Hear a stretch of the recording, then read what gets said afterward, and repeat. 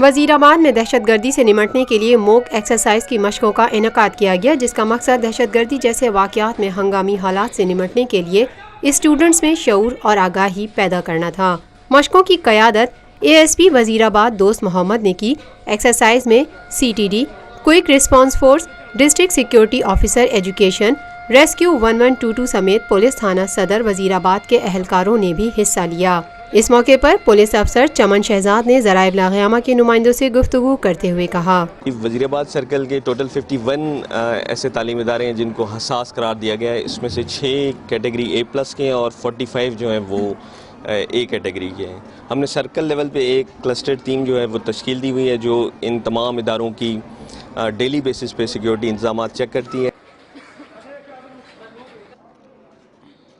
Lotus Lake Towers, a groundbreaking endeavor by Lotus Properties.